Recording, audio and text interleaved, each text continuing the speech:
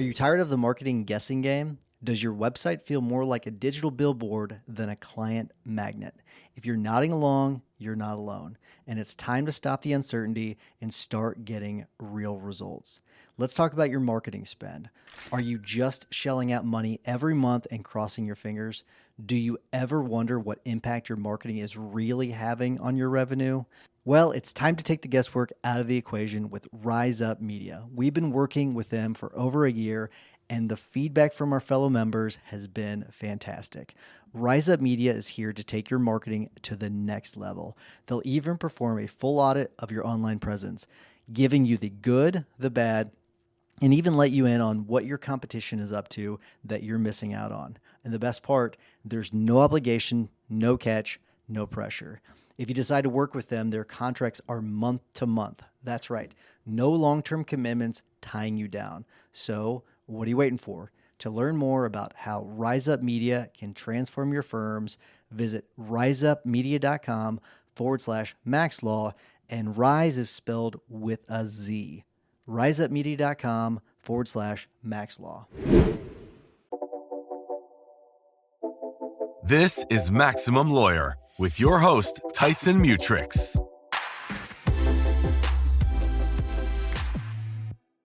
So, Mark, your dad, he passed away in 2017. That's right. He was your law partner. You all were, I'm assuming, pretty close. Very close. And I wonder if I can pry enough to maybe Sure. get, like, what was it like behind the scenes? Not really like the public version, but like, what was like the private version like for you?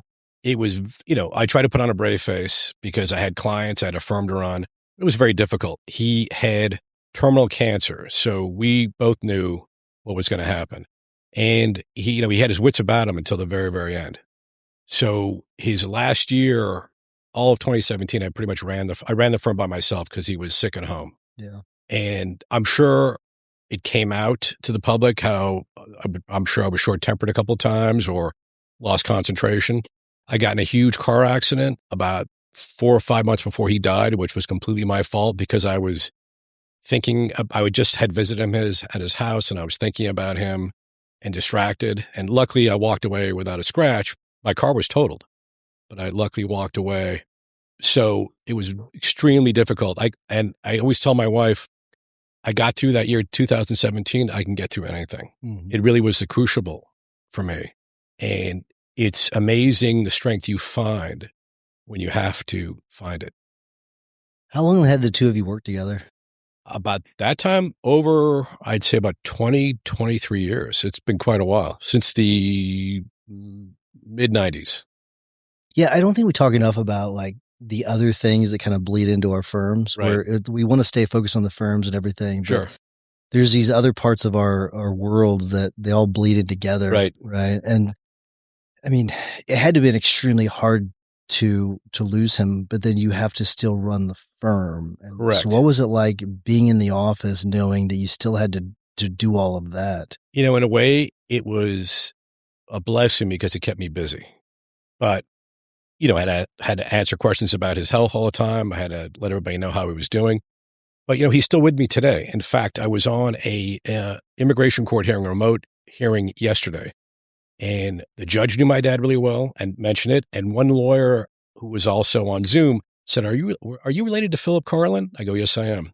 So not only is it the firm Karlin and Karlin, Right. but he's with me every day because not only do I see his name on old cases, but people constantly ask me about him. But it was very, very difficult. And I'm not going to sugarcoat it. Was there any doubt ever that maybe you just couldn't run the firm? I was thinking about that as I was coming in this morning. And my response to that is I'm glad COVID happened, which sounds crazy. Yeah. But COVID saved the firm because I'm not sure I could have sustained going forward. We had some background. We had two distinct practice areas. My dad was an immigration specialist. I generally did civil litigation and PI. We were both very successful, but it was the same firm, but two different practice areas. So after he passed away, I'm now having to learn immigration, become up to speed. And it's, as you know, as a personal injury attorney, it has nothing to do with personal injury. Immigration, They're completely, it is oil and water. And COVID stopped everything. Because I'm not sure I could have sustained going forward. I don't know what would have happened. Either something would have happened to me or the firm would have dissolved. I'm not sure. But I couldn't sustain managing both firms and really not grieving. Yeah. I didn't have time to grieve. I had to move forward. We have clients. We have a business. We had 6 or 7 employees. All had to go forward. That is, I guess it was fortuitous timing in a way because you could sort of take a breath and catch up. Yeah. I mean, of course, at the time, as we all were, who knew what was going to happen? I remember the day we shut down, we got a message from our landlord saying, we're shutting down. We're not sure when you'll be back in the when you'll be allowed back in the building. I remember calling my wife frantically and then scooping up like all the firm checkbooks and financial records because I wasn't sure when I would come back to the office. Fortunately, all our work was in the cloud, but who knew what was going to happen? Yeah, it's almost like leaving a burning building in a way. Right? I mean, I don't know how it was for you guys, but that was the feeling is just we don't know what's going to happen. It was interesting because we have the 2 offices, right. And you've got St. Louis treated things way differently than Columbia. Like Columbia, things pretty much stayed open for the most part. Okay. St. Louis didn't. Everything closed down. And so it was really interesting for me when I would travel back and forth. It was like I was entering one world after I was leaving another world. Interesting. So that was definitely different for me. Interesting. I thought COVID was beneficial for us because we were able to put our foot on the gas. When we saw everyone else pulling their money out of LSAs and Google ads and all that, we were like, okay, let's put the pedal down. Right. So that was something that I thought was actually pretty beneficial for us. I mean, we've talked about that before. Yeah. But it forced me to kind of finally stop, assess what's going on, got involved with the guild, now the association. I think I joined right after COVID. I remember being we did the Friday morning or Monday morning calls. Right, yeah. 6 o'clock in the morning. My wife said, "What are you doing?" I said, "Oh, I've got this remote call with these attorneys." And then I started listening to the podcast during COVID because I had a lot of time to go walk around, exercise, things like that. So introduced me to you, introduced me to, Jim, Brian Bittman, who remains a great friend of mine. Did you know Brian before? No. Brian and I only met on the accountability calls. Interesting. I thought the 2 of you knew each other for years. Well, it's like there's a thing called Jewish geography, right? So my daughter was going to Brandeis and she knew people that lived in his neighborhood. He knew people that lived in California and this kind of mutual connection to stuff. So we actually first met in person at the first Max Law convention post-COVID in St. Louis. That's incredible. So because we talk a lot. So but COVID allowed me to stop and get support. Yeah. And, the guild and the association have been great help to me. When did you feel like you kind of got over the hump? You're like, okay, I can do this. This is going to be okay. It wasn't until I'd say 2 or 3 years after COVID. And we made some major changes in personnel at the office. And you and I had talked about this previously. And when people started recognizing me as like the immigration attorney and not Mark does, the personal injury in the office, that's when I knew I could see the light. I could see the light at the end of the tunnel. Right. And I knew we're going to be okay because at least I understand immigration law. I'm practicing it. I've been successful at it. And now people come to me as the immigration attorney. And that was probably 2-3 years ago when I finally felt, okay, we're going to make it. What was it like marketing the 2 types of practice areas? That was very interesting. Yeah. And it was not clean. And that's why I made a decision about 1.5 years ago to go all in on immigration because LA is such a big market and you really can't compete with, your Sweet James and your Morgan & Morgans and all the other ones. And then people would say, "Oh, I see you're a personal injury attorney, but I see your firm practices immigration." So, potential clients would be very confused as to what we did. And unless it was a client referral, and our digital marketing wasn't really effective because we had 2 different practice areas. So that's when I decided to go all in about 1.5 years ago on immigration. So I think that a lot of people hearing that would think, because, everyone, I think people oversimplify PI. They think, I'll send a demand letter and I'll make a bunch of money. And I laugh whenever I hear that. Right. And so most people are probably going to be like, he chose immigration over PI. And I completely get it because I'm guessing it's easier to systemize everything. So tell me about your mindset in making that decision. Come back to the association again. I was here at a mastermind about a year ago in Scottsdale, and Chris Nicolaisian and Kevin Chaney were in my group. And I was having this dilemma, like, I really enjoy PI, but, we're very successful in immigration. We opened this office in Las Vegas. It's doing great. And they looked at me and said, what are you doing? I understand you like PI, but you can scale immigration. You can systematize it. You can manage it better. Because, PI, if you get into a trial, even if you're not the lead attorney, it's all consuming. Absolutely. There's no, let me go check something else, at 4:00. Let me get back to you. Let me talk to this client. It's all consuming. So it wasn't easy, but I figured I'm older now. If I don't take another deposition, I'll be fine. If I don't argue another motion, I'll be fine. I mean, I'm doing motions now in immigration court, so it's a little bit similar, but I could see the reward to me for a different type of, I would say, go more towards management than dealing with day to day. Sure. So it's much easier for me to scale, systematize, and manage if it's immigration. I was sitting in court, I don't know, a few weeks ago, and I was kind of looking around, and you can see who the litigation attorneys are. They're wearing it. And I wonder if it's affected your health in a good way, kind of giving up the litigation. I had my annual physical last week. And the doctor was a little, I'm getting older and have a family history of certain diseases. My blood tests and all my other markers were, I'd say, 10 to 20% better than they were the year before. Nice. Congrats. Is it giving up PI or is it just doing immigration? Maybe it's lifestyle change, everything else. But it's definitely affected me because, I still have a couple of PI cases I'm closing down, and they do take a lot of time inside your head. When you're trying to figure out, I've got a mediation coming up on one. I had a mediation last week. They're all consuming. So I'm happy with my decision. Do you ever get the itch where you see, such and such got $1 million? So, do you ever get the itch? You're reading my mind. Yeah. It's tough if you see, even if someone calls you and says, I want to refer somebody to you. This is a great case. Right. I have a great referral source for my PI cases. Nice. A person that I trust and is very generous with referral fees, which in California are completely approved if the client signs off on it. Wow. But yes, when I do see big verdicts or, I was a PI lawyer for almost 30 years. Yeah. So it is tough to give it up, but I'm happy with my decision. So I think it's interesting in Colorado, they don't have referral fees, which that's something Kevin Chaney's been having to deal with. That. He's very tight into trying to get things changed in Colorado. In Missouri, we can definitely do referral fees and all that, which is kind of nice. Sure. But it does allow you to, since you have a good referral partner, that's good for you because you have this other source of business. Correct. Where you're not having to do all the work. That's kind of nice. What did Brian call it? Mailbox money. Mailbox money. Right. Exactly Mailbox money. Yeah. And you have to be able to trust the lawyer though. Right. And I do. Yeah. But I didn't really refer many cases out because I wanted to do it. Sure. I wanted to be in control and take it and do it my way and then just can't do it, All right. So I kind of visualize PI. You really need a big machine to do it. There's a lot to it. And I wonder how much has it simplified the practice? I'm not talking about just PI versus immigration. I'm talking about just having to do all the work in PI versus all the work in immigration. Well, it's, immigration only has so many different types of applications. So again, you can systemize it easier.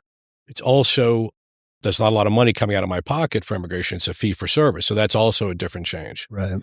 So yes, not that immigration's easy, especially under the current administration. It's very challenging, but it's much more predictable. Right. And, part of the thrill of PI is that it is a gamble. You don't, it is a little bit of a gamble. I mean, you obviously make a calculated decision, but you're putting your time and your money into something that you may not get paid. Completely. But when you do, it's a great feeling. And when you lose, it's a really bad feeling. I saw a guy, it was early in my career. They had these two solos that had worked on these cases together, and neither one of them were dedicated PI attorneys. One was a trust attorney that did some PI stuff on the side. The other guy was a workers' compensation attorney that did some PI stuff on the side. They had two cases back to back where they dumped hundreds of thousands of dollars. Zero. But I mean, it put both of them almost underneath. I don't know how that's way too tough. It's a massive thing to absorb. From a system standpoint, how is it when it comes to immigration versus PI? Is that something I'm assuming it's easier to sort of? Well, the way the case management systems are now, It's a lot easier because most immigration cases have a relatively predictable lifespan, if you would. There's always hiccups in something. But so it's easy. It's a lot easier for me to budget also out my time or allocate resources. Yeah. You can see, okay, certain cases are at this stage. We need to do that. Certain cases are at that stage. PI, you don't know. You get dropped by a big motion. You get all of a sudden they find some witness. They're going to take a deposition. I mean, it's just a lot. It's a good point. I mean, because like it's guaranteed money versus like the risk, that's kind of nice. It's just different. I was ready at my stage of my career to do this. Yeah. So it was time. And my dad had built up so much goodwill, and reputation is great, especially on both sides. But my dad, as I said, people ask me now. He's been gone 8 years. Yeah. Weekly, people ask me about, how much my dad meant to them, how he helped them. So both practice areas are gratifying. This is just a lot easier to manage and predict where we're headed. All right. So I've always had this question. I don't think I've ever asked it to anyone that's in your shoes. So I've always wondered that lawyers that their parent was a lawyer, especially a successful lawyer. Sure. Almost like what it's like to feel like it's like, do you ever feel like you're in their shadow? And how do you make sure you're not in their shadow? It's interesting because I didn't really practice immigration law for most of the time that I was with them. I felt like I had an advantage because I grew up with a father who was an attorney. Yeah. So this world was known to me. And my sister's an attorney, my wife's an attorney, my brother's an attorney. My son just passed the bar. Nice, very cool. He's working down in San Diego. I have a niece in law school. I'm probably missing somebody. I have an aunt who's an attorney. So we came from a family of attorneys, so I felt supported, but I didn't really feel in his shadow because we were doing different areas of the law. And what I feel now is really just a pride and just, a really heartfelt sense that he did make a big difference in many people's lives. And people, like I said, people to this day, once a week, ask me about him. That's really cool. And it's very sweet. I mean, it's sad because, obviously have to think back that he's gone. Yeah. And I wish he were here now. I'd love to talk to him about a lot of things that have happened with the firm. I mean, COVID would have been really interesting with him. Oh, I bet. Right? It would have really, I don't know, it would have been, but he's not. So that's what I miss. Yeah. All right. So you mentioned the current administration, and I wonder, because now you've worked through this administration, Biden, Obama, and you weren't doing immigration, I don't think, whenever Obama was in office. I mean, I was helping my dad on a couple of things, but not really, and then he got sick during Trump 1. Gotcha. So I experienced Trump, Biden, Trump. That's really when I was leading the immigration practice. So I'm a firm believer in being able to control only the things you can control and worry about only the things you can control. 100%. How do you do that? Because the way that each administration handles immigration is wildly different. Yeah. So how do you stay in your lane? It's not easy. And the hardest part is trying to explain to clients why something 2 years ago was this way and now it's 180 degrees this way. Right. Or why something that was available then is no longer available. So you really have to adjust. I mean, and as I say to my clients, I said, every day I wake up, there's something new. And this is a common refrain in the immigration bar. We're learning it now. Mm-hmm. And how do we get policy changes by Twitter or by, something on, social media. So it's been much more radical, the changes, and much quicker during Trump 2 than Trump 1. But the law is the law, the rules are the rules. And so you try to just apply both the rules and the law as best you can and, try to protect your clients. Have you found a way to systemize the chaos in a way? Yeah, because it's still form. It's still an administrative process. The chaos is coming where we've actually I filed last week my first habeas. Oh, interesting. In federal court in San Diego to get someone out of custody that I thought they were wrongly detained, and they were released. So that is kind of the chaos factor, is people getting detained. Yeah. That in prior years, even under Trump 1, if they got detained, they'd be let out on bond probably pretty quickly, and a case would take a lot longer. Now we're getting, people getting picked up at 7-Eleven parking lots or grocery stores. That didn't happen on Trump 1. What I find interesting about immigration in general is because immigration's not just immigration. You have people that do different carve-outs. They have different niches within immigration. So here's what I find really interesting. Let's say you are a deportation-heavy immigration practice. Under Biden, not good for you at all. Correct. So you have to find a different way of making money. Whenever you get to Trump and Obama, deportation-heavy both. Right. but the other stuff is harder to process. So how do you balance that part of it? Really good question. During Biden, we really didn't wind down, but really, we didn't emphasize deportation or removal defense, what we call it, because it wasn't there. I mean, I had the training because I did do it under Trump 1 when I took over from my dad, but we always had a backbone of doing family-based immigration. So I was able to ramp up, and most of the lawyers that I work with, and I have a couple that I work, as contract attorneys, they, from Trump 1 and before, they were used to immigration court. So we had to, put some, oil, like the Tin Man, we had to oil ourselves up, get the joints working again. Yeah. And get those reflexes. But I mean, the amount of time in the last year that I spent in immigration court compared to Biden's last year was probably 50 to 60% more. Oh my gosh. The good news is, again, thanks to COVID, and hopefully that'll keep this way, we do most of our appearances remotely. It's really a real good. Game changer. When I first started doing this, I would have to physically, because my dad now is getting sick and he can't go to court, I'd have to physically go to downtown LA or Orange County to immigration court, like a normal civil court. And now most of it is done remotely.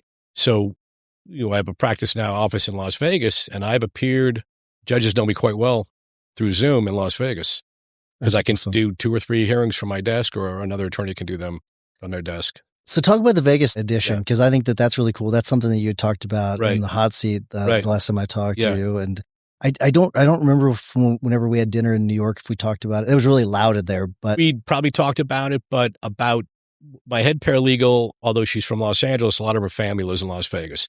And I've gone there for conventions and other things. I grew up in Southern California, so it's close by. But what I noticed was a lot of our clients or their family members were moving from Southern California to Las Vegas. Just kind of noticed migration because of job availability, cost of housing. And they would say, do you know any immigration attorneys in Las Vegas? And I really didn't. Mm-hmm. So just by happenstance, I got to know 2 or 3 attorneys in Vegas. I worked on a couple civil cases there that were federal. It was like a federal malpractice case against an Air Force hospital. So, and I would ask who all these attorneys, like, is there anybody immigration-wise? And nobody knew anybody. And my head paralegal's family, nobody knew anybody. And especially for the Spanish-speaking community, which is a large part of our client base. So about 2 years ago, I said, well, let's just open a little satellite office and see what happens. Because as an immigration attorney, I'm barred in California, but I can practice immigration law in all 50 states. It's kind of unique. I think it's Social Security is the same way. Okay. So I don't have to be a member of the Nevada bar. There's a lot of immigration lawyers in California who aren't members of the California bar. It's interesting. I didn't know that. I didn't know that until I remember asking my dad, like, well, wait, he's a member of the Washington, D.C. bar? How can he practice immigration law? Yeah. So that's one benefit is I don't have to be licensed there. Although I am scheduled to take the Nevada bar in July just to prove that I can do it. And I think it'd be a good benefit to have. The whole team's counting on you, man. Right? We got you. No pressure, right? Anyway, so we started kind of like a small Facebook campaign, a social media campaign, and word of mouth. Las Vegas is a very compact town, even though it's 2 million people in the metropolitan area. It's small. And so word got out, our social media campaign got out, and our business has grown tremendously in Las Vegas, where it's a huge percentage of our business. And I'm there probably 3-4 times a month. Really? I'm got to know the streets. I know where to go. And luckily my wife and I are empty nesters, so I have the time to do it. Sure. If my kids were at home, I'm not sure I would have done it. So it takes a lot of time away. I bet, because that is a lot of travel. It's a quick flight though, right? It's 45 minutes. I live 15 minutes from the airport, as long as they keep having pre-check, which we have. It's easy. Yeah. But it's still, and we're really busy there. And so that's how it came about. It came about as like, let's experiment, because just anecdotally, there didn't seem to be much immigration that was geared to the Spanish-speaking community. But we in Las Vegas have clients from all nationalities, all languages, everybody. Do you think you could take what you're doing currently, right, document the process, and then apply it to other cities that may be similar to Vegas? If I had but if I had a partner or somebody that I could really trust in those cities. Yeah. Because it's still tough to manage time difference and everything else. And, there's nothing like being in person and seeing the operation. So, like today I'm gone, but my staff is doing things. That's fine, a day or two, but Yes, I'd like to open eventually. We maybe could open other offices, but I think it would be with a partnership with somebody else. Do you have a staff in the Vegas office? I have people that help me there. Yeah. But that's one thing, the challenges for 26 is getting a more permanent staff. Because I did not anticipate that we would grow to the extent we've grown in Las Vegas. So that's a good problem to have. It's a real good problem. I'm not complaining. Yeah. But have you thought about how you would manage that? What it would look like? That is a work in progress. Perhaps an associate will join me in Las Vegas. It might have his or own book of business. We kind of combine our practices. That's realistically the way it is. You'd almost need like some sort of office manager or someone that actually manages the physical office itself. Right. Yeah.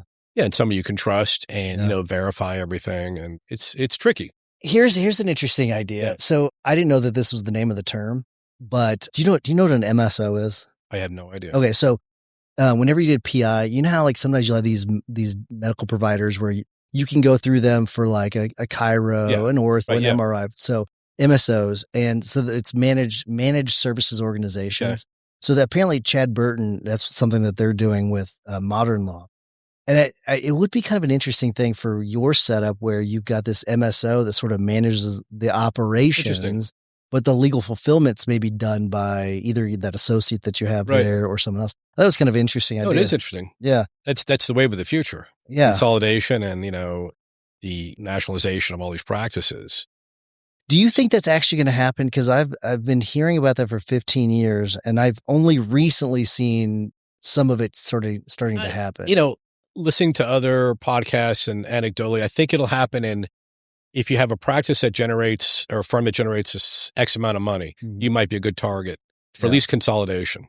I don't know about, venture capital or private equity, but I know, like, for example, Sweet James, the PI attorney started in Southern California, he's big in Las Vegas. He's big here in Arizona. I was in Atlanta about 6 months ago, and there's a Sweet James billboard. Yeah. So I think he's consolidated, and that might be the way of the future. I haven't seen it yet in immigration, but, it seems to be the way things are going. Maybe Karlin and Karlin might be. It'd be the Morgan & Morgan of immigration. It could be. It is kind of interesting watching Morgan & Morgan on one side of the country starting to spread west. And Sweet James starting on the western side starts going east. Yeah. And what the clash is going to look like in the middle. Interesting. Because it's going to happen. I mean, they're going to clash with each other. Oh, absolutely. And I do think that Sweet James is on the East Coast. It just, it's interesting watching the map sort of spread. And part of that, I think, is Sweet James, the way that, or not Sweet James, but Morgan & Morgan, tort reform gutted them in Florida. So they had to find other ways. Well, that's what it was. Okay. Other ways of making money. Sure. I mean, but it's also interesting. I've noticed with Sweet James, they're going in and they're buying like the firms of like some legal influencers. And then I did kind of notice that. And I wonder, I would love to have their COO. We had their COO on a year or two ago. I remember that. I'd love to have them back on. Maybe I'll have them back on just to talk about like a little more of the strategy, if they'll talk about it a little bit. Yeah. If you will. Yeah. And I think that's obviously they come in, they market heavy, but you're right. Yeah. They do a lot of social influencing. Immigration is ripe for something like that because it is so form driven for a lot of things. And it's nationwide. It's the same rules in Missouri as it is in California, as it is in Nevada. So that's the benefit. There's no, the circuits, if you get into more complex areas of law, there might be a difference in the circuits. Right. The Fifth Circuit versus the Ninth Circuit. But generally it's all the same. Because it comes down to Social Security, which is, I think it's too similar to PI. Right. I think some of the VA benefits you could do. I think so. I think you can do that as well. A little bit. There's the vaccine court, which there are some attorneys that do that. Yeah. That's all in DC though. Right. Exactly. And then you have immigration. How do you deal with it? It does seem like there are a lot of immigration attorneys. Sure. But it's almost like it's a part of their practice. It's not their primary niche. Right. And that's what we found in Nevada. In California, not as much because it's such obviously a giant immigrant population. So most immigration firms there specialize it. But we've seen in Nevada, it's like the lost leader to bring in PI cases. Mm-hmm. So that's one reason I think we were able to be successful is that we were dedicated to immigration. But there were a lot of firms who did PI criminal immigration. Mm-hmm. And they're still in California. But I can tell you as somebody who ran a two practice law firm, it's not easy, especially when they don't overlap. Now, the demographics of your clientele maybe have something in common, but those are totally, three very different areas of law, sure. criminal, PI and immigration. Yeah, completely. I wonder if you could, let's say you did choose to take your same model and apply it to other cities. Mm-hmm. Could you just do some of the, I don't know another way of putting it other than like some of the more form-driven parts of some of those niches where you don't have to appear in court? Is that something you could do? We could, but it depends on who's in the administration, right? Yeah. So then where's the need? The need now is we're getting, people getting detained or people that you wouldn't have never thought they don't have criminal records. They haven't done anything wrong other than here they're in the country without authorization or they've overstayed.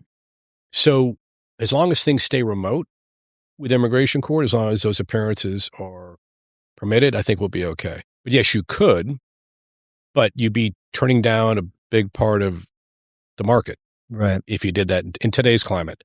Who knows what's going to happen in 2-3 years from now? Who knows what's going to happen after the midterms? We don't. All right. So this is more of a legal question. Sure. I'm very curious about this. Let's say you are, because there's no path to citizenship if you are here illegally, right? Not generally. I mean, there are ways to get a green card. So that's not true. If you're through marriage or through family, there are ways to get a green card, which is permanent residency. And after 3 years, if you're married to U.S. citizens, so there are ways around it. What we see a lot of is, let's say someone comes here, they're undocumented, then they have U.S. citizen kids. Mm-hmm. There really is no pathway for those children who are now, 26, 27 years old, U.S. citizen adults who are born here. There's very limited pathways to help their parents. Okay. So this is my question, because I've always just wondered, this is more of a curiosity thing. And wouldn't it just make more sense for them to leave the country or pretend they're in another country? Right. And you wouldn't, this is sort of like, this isn't advice you tell your clients. Of course. But at least pretend like you're outside the country and then apply to get a green card or a visa or whatever it is outside the country. Wouldn't it be cleaner for them? There are, first of all, penalties. If you've been here for a certain amount of time without authorization, you leave. As soon as you cross out of the U.S., big penalties, including time bars and things. Interesting. Happen. Okay. That answers my question. So okay. That's your question. Plus, the government knows everything. So you can't say, well, I'm living here in Phoenix, although I'm using an address down in Mexico. They know everything. So they know that they're here. You can't just leave and pretend like you were never there. Right. And I've had clients say that, or potential clients say, well, let's just say I leave. I go back to my home country. I don't tell them I was here for 10, 15 years. They say, you know what? They're going to find out. And when they find out, it's not going to be good. So you can do that, not with my help, but because it makes sense. Like, I never was caught. No one knows. I've never had any interaction with the police or immigration. I'm saying, but and you have a footprint here. If you've lived here for a certain amount of time, they know you're here. Interesting. And they'll find out. See, this is how little I think the average person knows about. Right. So it's not that easy because, again, really harsh penalties apply, especially if you've been in the U.S. without authorization for more than 1 year and you leave. Right. It triggers a lot of bad things that are going to prohibit you from coming right back. It's got to be kind of tough whenever, let's say you've got like that worst case scenario where like there's no real pathway. Right. I guess someone could pay you to help usher them through this process, knowing that the outcome's not going to be fantastic. I guess, what is that like for you? Because that's got to be tough. Well, we turn down people every day who contact us and say, well, sorry, you just don't have any relief. And we don't want to, we're going to act ethically and not, have you fill out an application so maybe you can get a work permit for 4 or 5 years, which a lot of attorneys did, especially back in the old days when it was things weren't so digitized. We turn down people every day. We'd say, look, we don't see a pathway for you for any help. Yeah. Now we do, obviously people if they're in custody, then we use all available resources to try to help them, even if we know that the odds are slim that at the end of the day, they'll get something. But we, like it's much like a criminal defendant, much like a criminal attorney, you're going to use everything within the law to help your client. Do you like change? I can't say that that I do, because I think I would have changed to this a lot sooner than I did. But it's exciting at this stage of my career, change. My wife asked me, or I explained, like, why Las Vegas? Because, I really wanted to do something different. Mm-hmm. It wasn't that I was bored. It was just that I've done this for a long time. And it was a challenge. Yeah. So I like challenges. I don't know about change, but a challenge, sure. I like the reframing. I think the reframing that's a really, I trick myself sometimes by reframing things. Like, I like I like the struggle part of things, like because it's easier to look at something like, oh, a challenge. We're lawyers. We're used to challenges. Absolutely. But if you say change, you automatically kind of freeze up and think about your mind goes negative. Right? Absolutely. I need some in mind. You need to, so it's a challenge. Well, the reason I ask is because there are a lot of challenges with things changing so much with immigration. It's probably the most challenging / changing niche in all of the legal industry over the last year. 100%. So that's why I wanted to know, because you were always having to stay on your toes, and it's got to be hard to make processes out of things whenever they're always changing. But if you're nimble enough, you can, it's adjustments around the edges. Unless it's, if it's a big change, it's a big change. And obviously the staff is well attuned to big policy changes. So it's not that the process really changes, is what can we do? Sure. What kind of relief is available? I like the wording nimble. I think nimble is the right way. You have to be, if you can stay nimble in today's environment, political environment, and so you have to be nimble. Have you been able to use any sort of AI to help with the processing of forms? I mean, we definitely helps condense a lot of material and summarize. So I've had clients come to me and say, well, here's all my travel records for the last, 5 years. And it's just like, it's airplane tickets or receipts. Yeah. And, obviously you want to double check everything, but it helped me win a big citizenship case. Oh, nice. That I said, why don't I just feed this in and see, and it took a while, but it gave an index of all the dates, departure and return. And I cross-checked it, but saved me hours and hours of time. And AI has helped also on not really brief writing, but other kind of like organizing thoughts or organizing applications. So it still hasn't replaced the human touch, but it's really like taking a lot of data and making it into something that is that is somebody can comprehend and is easily digestible. Sure. Do you think there's any, with the current immigration environment, even really under Biden, really under any administration, I wonder, is it something where you think the average person could do some of the immigration stuff on their own, or is it still complicated? It's still complicated. Now, we've seen in the last several months, we know prospective clients have come to us, already done their chat GPT or search. But like anything on the internet, if it's not your area of expertise, you're not really going to understand it. And there are a lot of nuances in immigration. It's the nuance. There's so many, because immigration is run by, as you said, policy changes. So, okay, back, when Clinton was there was this rule, but then it changed in 97. And then when Bush Jr. came in, then in, 2005, it changed. So, and there's a lot of nuances. So we can tell that prospective clients have looked at things up online or have asked ChatGPT. So we're going to have to deal with that going forward. But we definitely have seen that, thinking that it's easier. But I've also had many people come to us trying to do on their own. And there's just one thing they didn't quite understand. And then, it's immigration. It's like the monopoly where you go back to, you start it back. If you get denied, you go back to the beginning. Oh my gosh. So it's expensive and time consuming. When it comes to, do you ever deal with the citizenship interviews? Oh, all the time. Is that what they're called? Yeah, there are. They're interviews. Are there differences does that one person that does the interview make the decision? Pretty much. They make a determination. We have to pass civics and history test, and then they can make a decision based on your background. If you have criminal issues or other things in your home country. So the officers have a lot of power. Yeah. Whether to approve or deny a citizenship application. About 10 years ago, I saw this TEDx in St. Louis, and it was this patent attorney. Right. And they kept track of the approval percentages based on the judge. Right. And so they knew who to avoid and all that. And I wonder if you could do something similar when it comes to immigration. There are actually groups that track which judges grant asylum, which don't grant asylum. And if they do grant asylum applications, from what countries do they grant? So there are those resources out there. Yeah. And so it's not easy. You just don't know when you go into USCIS, you just don't know what officer you're going to get.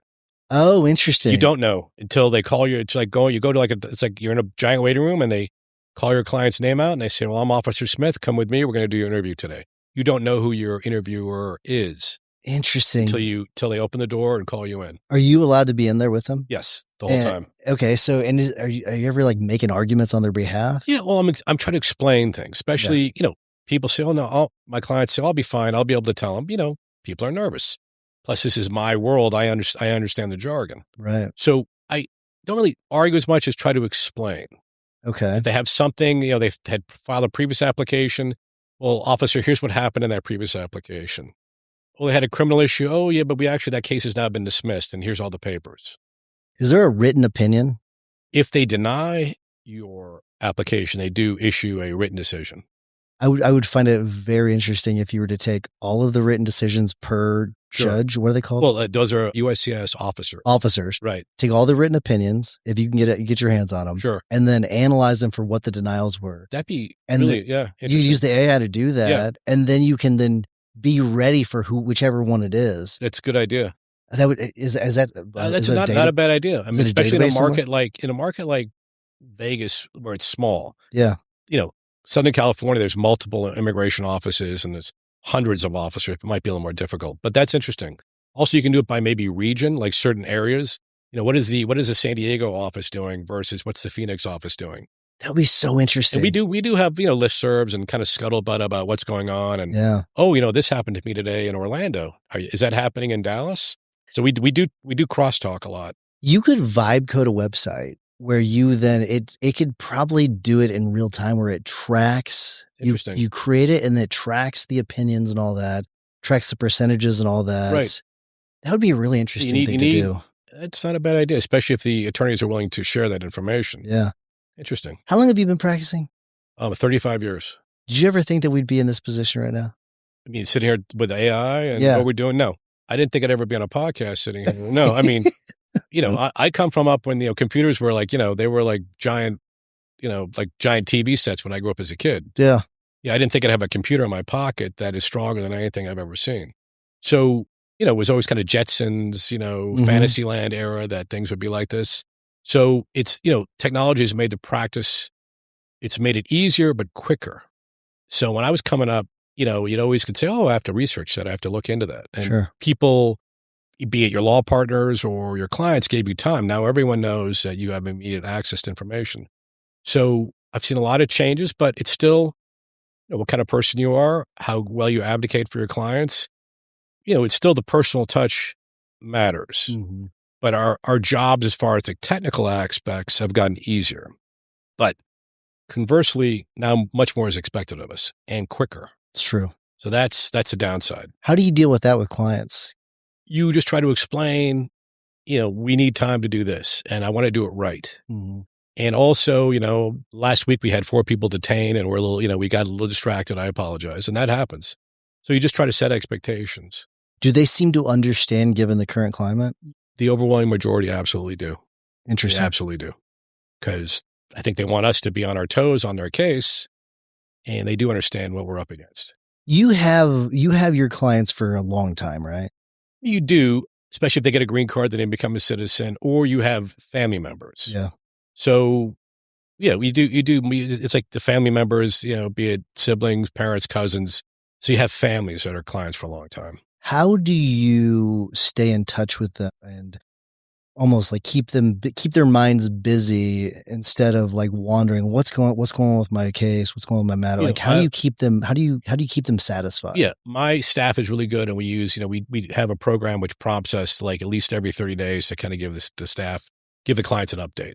Yeah. I have a great staff, very caring, and they're either immigrants themselves or grew up in houses with parents who are immigrants. Yeah. So they're very, they understand what the clients are going through. So we're real good at keeping everyone informed. And in immigration, there are periods, much like PI, where, trial date's 2 years away. Once we submit a lot of things, there are periods where the months happen, nothing goes on. Right. So we do try to keep our clients, informed, but we do tell them at the beginning, first of all, you can reach out to us anytime. And, communication is so much easier now with texting and everything else. So my staff's pretty good at keeping everybody informed and giving them realistic timelines. But it's always better under promise and over perform. That's what we try to do. That's always the goal, right? I mean, it's definitely not easy. No, not always. But and then one good thing about immigration is that a client can go look. It's publicly available. How long at this office? How long is immigration USCIS taking to process an application? So that's out there. So we're not hiding anything, right? But, it is frustrating for clients because sometimes one client's case will take 3 months, literally from start to finish. Other 18 months, just don't know. Sometimes there's no rhyme or reason to it. When it comes to guiding a client on something like that, how do you advise them and how do you prepare them? Because that to me, that's such a stark difference. I mean, I can give you a general idea, but it's rare that I have a case that lasts 3 months. I mean, unless it's a wrongful death case that we can get those wrapped up pretty quickly. Sure. But otherwise, not so much. No, PI was much more predictable in that regard because you kind of know when the trials are being set in your whatever you file. Exactly. You know, like what's going on with the courts. That's the problem with some immigration. Some cases go flying through, others take a long time. So we just try to condition them. And sometimes, most of the time, it doesn't mean anything. It's just that this office of USAS is more crowded or there's something going on with a technical issue. So, yeah, you just try to temper your expectations. All right, I want to step back. Okay. I want to go back to... Back in time, all right. I want to give you a little bit of a break from the transition, but I want to go back to the transition whenever you took over. Right. Okay. And I'm assuming there was a change in leadership because your dad, was he the one running the firm? He ran his immigration practice. I ran the PI practice. Okay. So he was definitely in charge of the immigration practice. All right. So you took on his employees. Yes, which was not easy. Okay. That's what I wanted to talk about. Very rough. In fact, there was one person who had been with them a long, long time who I knew we would not work well together. And, my dad, we had long discussions about this, and he was worried that I would be lost or something I wouldn't be okay. Sure. And I was right. As soon as my dad passed, not shortly thereafter, I parted ways with this employee. And there's none of the employees that worked with my dad then are with us now. Just, it happened. Yeah. I had to have my own style. And, admittedly, when my dad passed, I can't say I was the best leader. I'm sure that I was much more short-tempered than I should have been. Sure. Not as nice, a little bit. I was grieving. And looking back, it was a lot of grief and pain and really fear of like, oh my gosh, how am I going to do this? Yeah. What advice would you give yourself if you could do it again? Get help. Get support. I was trying to do it, not that by myself, but I was really, I would think I was trying to I'll muscle through this. I can do this. I've done other things before. Yeah. I would have definitely, in hindsight, really reached out to people to help me quicker. What does that mean? That means can I really sit down and talk to you about, I really don't know. What should I do about these employees? What should I do about this system? How should I address this? I just don't know what to do. And the Guild, it was a big help to that. But that took about 2-3 years after my dad passed. Was there an actual succession plan in place? This is a great story.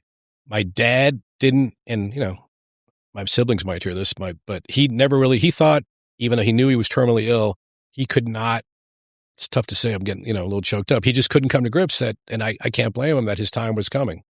So we talked about it, but we really didn't sit down and write it out. We had some cursory conversations and, we worked on financial things and getting the paperwork done, but it was really tough to have that discussion, and we didn't have a strong succession plan. And that was part of the problem. He just thought I assumed I would just take over and there wouldn't really be any, I would work it out. I guess that was the assumption. Right. And I don't know, it's something that not only is my law partner, it's my father. So it's not something I can stay at arm's length and discuss. I'm getting choked up thinking about it now. So it's not easy. So no, there really wasn't. I don't know, quite frankly, would that have made a huge difference? I don't know. Do you think it might have made a difference when it comes to the transition in the firm? So people had an idea whenever your dad is no longer with the firm, right?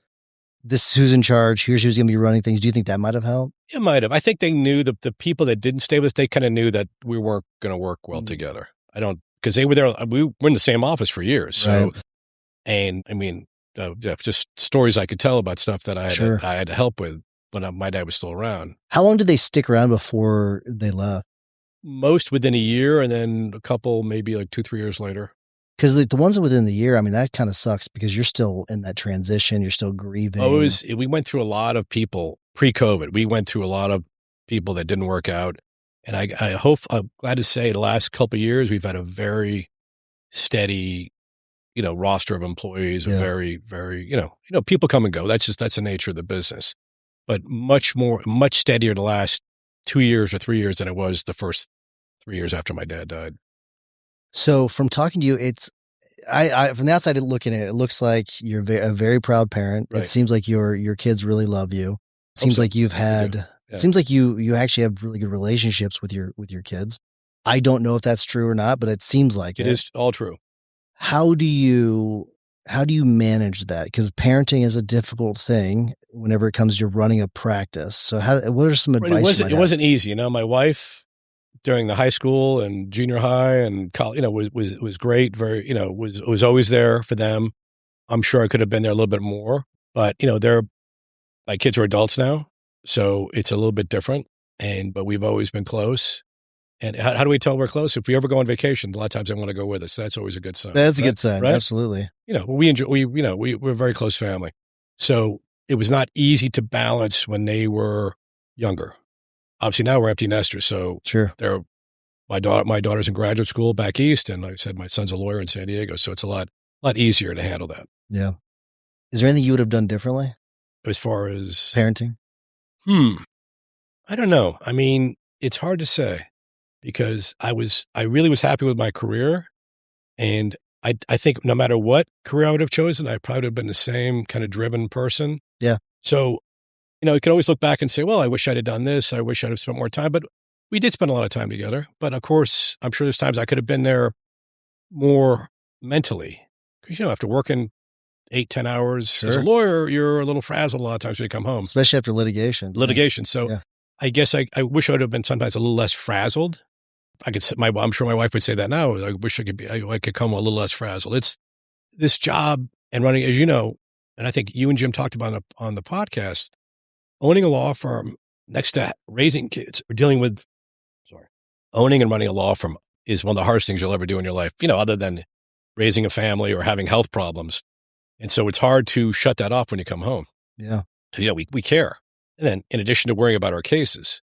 So there's a lot going on upstairs, and it's tough to unwind. So long story short, I wish I had found a better way maybe to unwind, either through exercise, meditation, yoga, something, but I didn't. So the reason why I ask this is because I hear, especially a lot lately, you either have a choice of having a really good career or being a really good spouse and a parent. And I wonder what your thoughts are on that.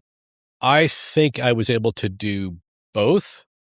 A lot of, not always great, but I tried my best. But I think that, the example that I set for my kids, hopefully that my dad set for me. When I grew up also, my mom was a nurse and she worked quite a bit when I was in junior high school, and college. Because she was a nurse when she met my dad, 15, 20 years of having kids. And then she wanted to go back to work. Mm-hmm. So I grew up with working parents. So I don't think I sacrificed one tremendously over the other. I really don't. And working with my dad gave me the benefit of setting, had I worked at a big firm or with somebody else, maybe I would have had to sacrifice a lot on the family side. But here, no, I'm going to take a vacation. We're going to go somewhere. I own my practice. Do you think you'd be a very good employee right now? Oh no, I'd be a horrible employee, right? Yeah. Yeah. There's no way. I'd be terrible. I'd be a horrible employee. Yeah. There's no way I could not only am I too old, but I've run things for too long, by myself. And, somebody telling me, Mark, let's do it. We do it this way here. Yeah. That I don't think that would go over too well with me. I'm the same way. I'd be ruined. So you've been doing this for 35 years. Yeah. Has there been anything similar to AI that has been introduced into the legal field that's anything even remotely close? I mean, the internet and the way you could research things changed dramatically. Even when, when I was in law school and then, first as a lawyer and there were still books, but remember Westlaw was really slow and things were really, really slow and hard. The ease of getting information was maybe the internet revolution, but I have never been so excited and also worried about something as AI. Yeah. And even though I'm towards the tail end of my career, obviously worried about my kids and I'm worried about people that work for me now, if who they work for in the future, it is a little scary. And it is scary how, what's that thing, Google Notebook where you can... Notebook LM. Notebook LM. No. So I was working on one of my PI cases for a mediation brief and I put in my client's deposition and I'm listening to a 20-minute podcast on all the good things, bad things about this deposition. And it was creepy as can be. It was insightful, but it was listening to a podcast where, unless you told me this is an AI-generated podcast, If I was driving in my car, I would think it's just two people talking about this case I was working on.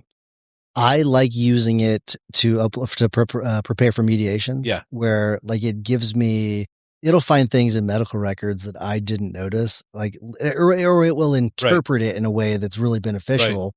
Then I'm like, oh, or it'll say like the defense is going to really hammer on this thing. I'm like, oh, I didn't see it from that perspective.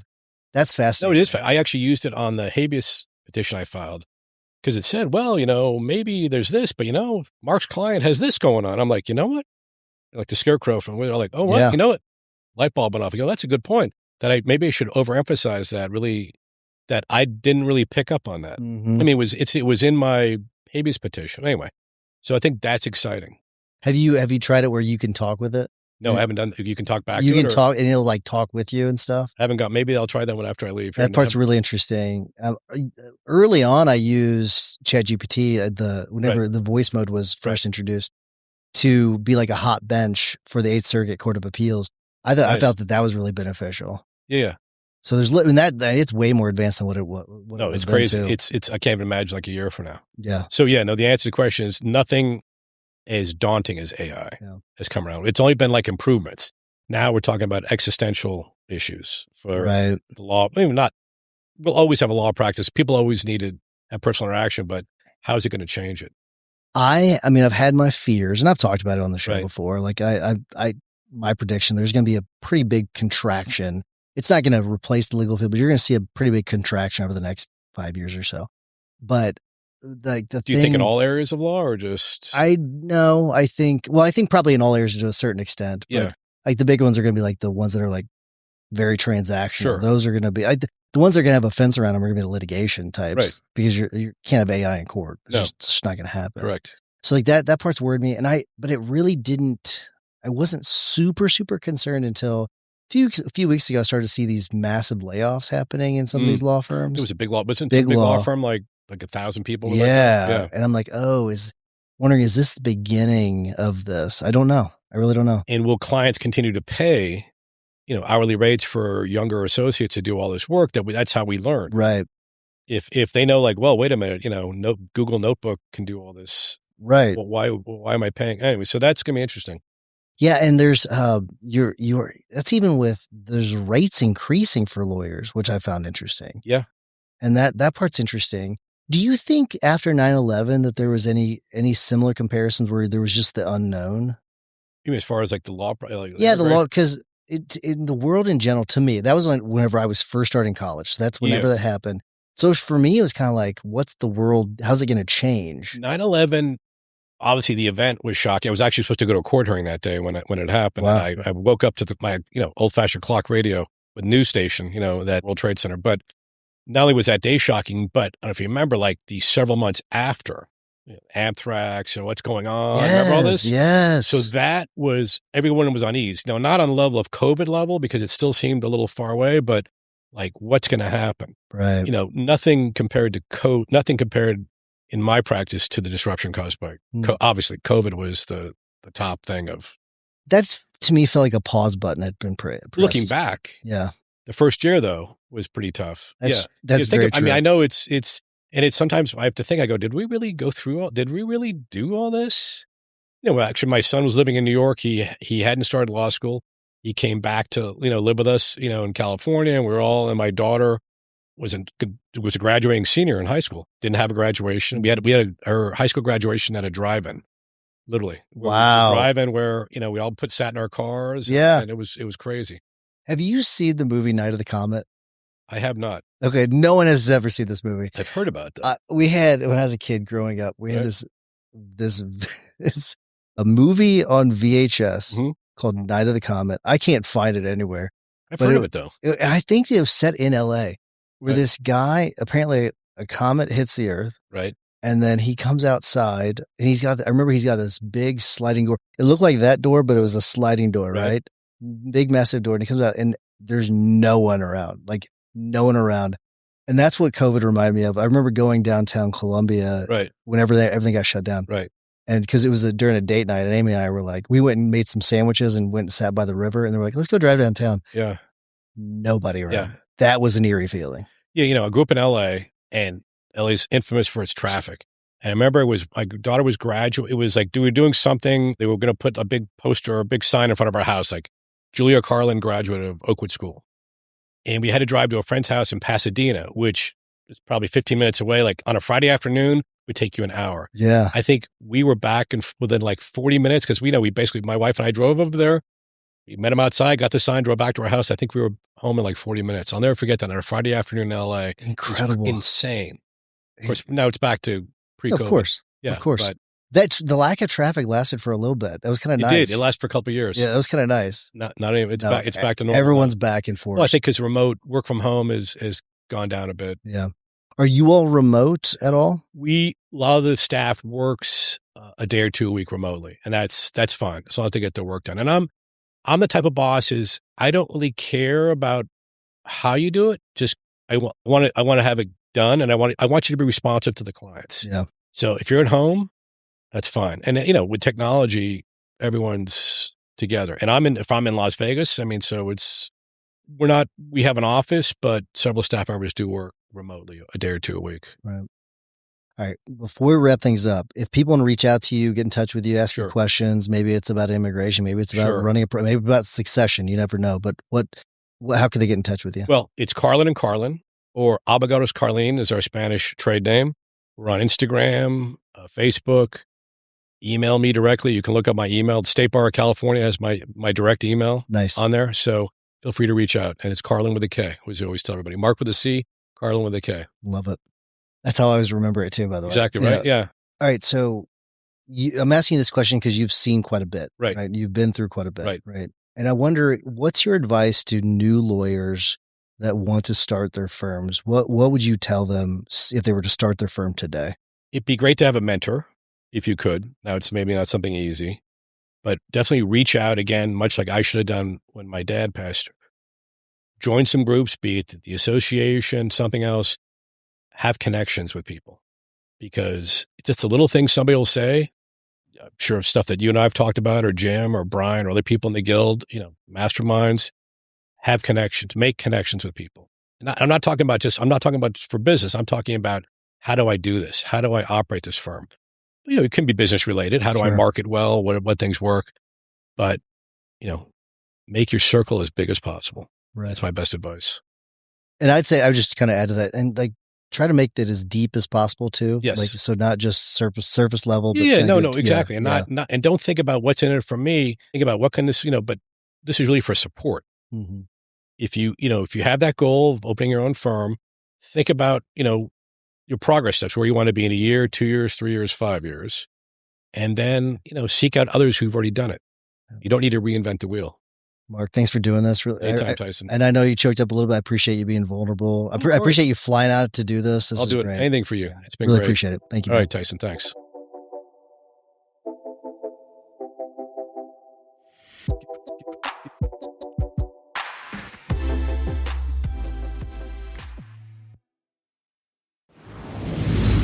Most law firm owners are either overthinking YouTube or completely avoiding it. The YouTube Accelerator in Chicago is going to fix that. This 2-day event on June 11th and 12th is built specifically for law firm owners who are ready to take YouTube seriously. You'll hear directly from guest experts like Jeff Hampton and Ryan Weber, and we're covering the full YouTube growth stack. Niche and content pillars, topic ideation and messaging, hooks and intros, thumbnails and titles, recording strategy, editing, channel positioning, and the growth systems that actually drive results. You'll walk away with a real plan you can execute. Get the full event details and grab your seat at maxlawevents.com.